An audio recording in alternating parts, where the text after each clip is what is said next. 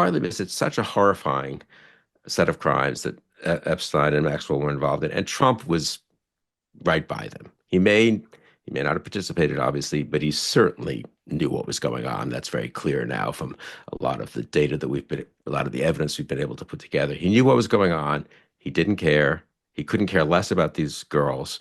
I mean, they were treated horribly, and we did not do them justice. What's most striking to me, it doesn't even occur to Donald Trump to say that.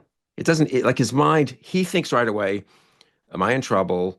And I knew Epstein. I got to figure out a way of explaining that I kind of broke relations with Epstein. And he thinks of himself as Epstein's buddy, not as anyone who should have any human concern for these girls who were so horribly mistreated.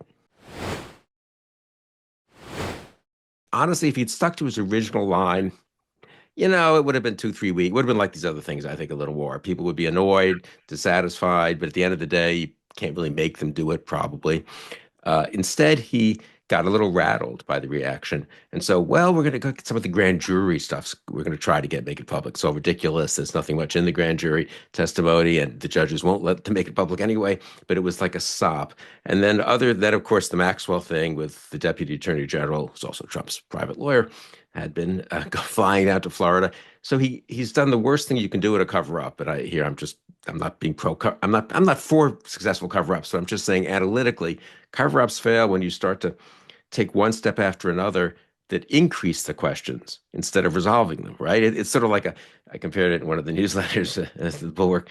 It's like a drama. You need to bring the curtain down and say, it's over. There's nothing more. If you tantalize people and say, well, I don't know what Maxwell's going to say. Maybe has different information. People say, okay, well, what's she going to say? Well, actually, what's in the files? How does that compare with Maxwell? They've opened the door so much that I think people are genuinely curious and legitimately so.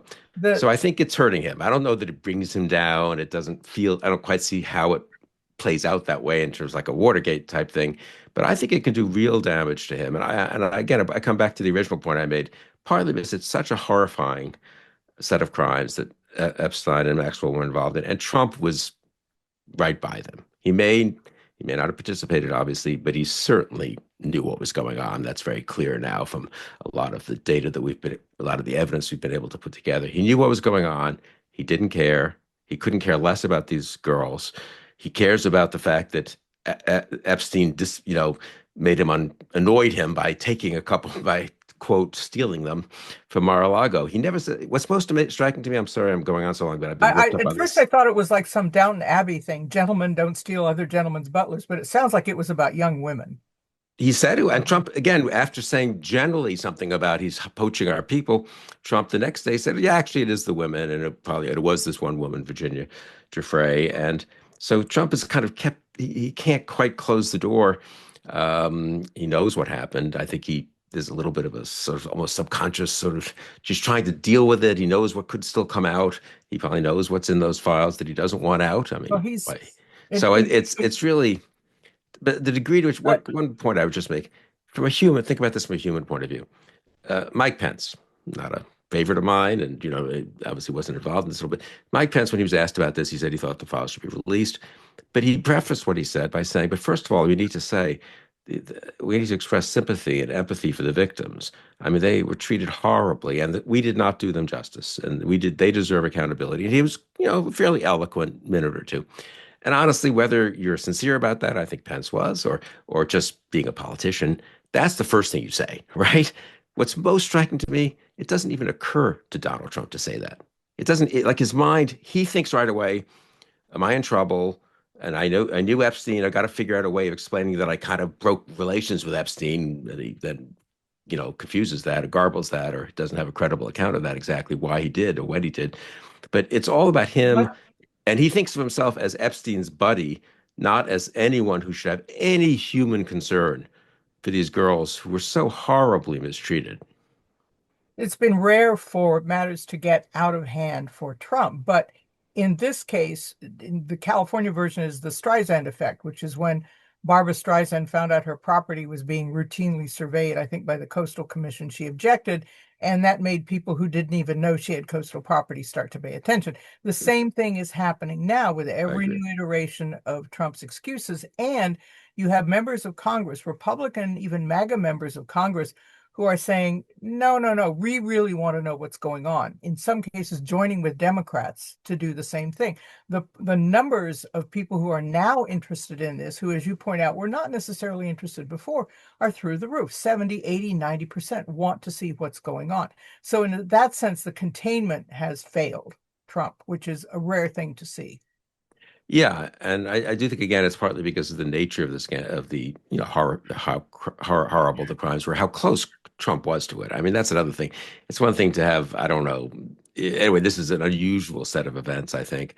But as you say, he keeps on talking, and when he says new things, it raises new questions, and it contradicts something he said a week before. And then you've got to figure out, well, when did he, break relations with Epstein, and how much did he know at the time, and what about the birthday note, the 50th birthday card, and so forth. So I think more will come. How much damage it's doing, it's hard to know, but it's certainly doing damage. I think, and I think especially because it's one of the few issues Trump tried to play the card he always plays.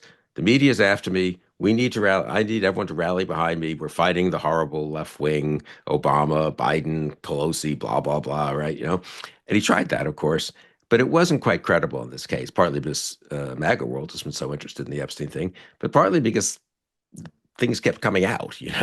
And so, yeah, I think it's not over. And a lot depends on what we now learn and how much. I don't know if we'll ever quite know what's in some of those files, but I want to make just one point on that, though. People sometimes forget. We slide over the fact that there are these files and Trump. Why won't Trump make them public? I mean, think about that for a minute. Over the birthday card, which is very damaging if you read it like a grown up and think what they're really saying to each other. It's really sick and disgusting, but can't prove anything with it, I suppose. That's already come out. So he's already had a certain amount of damage. The fact that he won't release the files tells me there's something worse in the files, right? I mean, otherwise he would say, release it. There'd be some embarrassing notes in there from, some testimony. Someone said, someone told them that Trump knew more about Epstein than we realized, whatever. There'd be all that kind of stuff, but nothing much, presumably, that one could prove or that would if that were the case, he would release it. He would take the hit for 2 days and figure, okay, story's over. So it would actually, honestly, what would the follow up be? We're not in a position to judge who exactly should be indicted and so forth at this late date, if anyone. But the fact that he won't release it tells me he suspects or maybe knows that there's pretty damaging stuff in those files. Next week, we have Madeline Brand talking with Jonathan Weissman about American anti-Semitism, being Jewish in the age of Trump, a topic we just touched on briefly here. And after that, Ron Brownstein with Larry Mantle about life during wartime, politics in an age of convulsion. You can get the newsletter, follow everything that we are doing here. I'm Pat Morris, and I thank you so much for joining us this evening.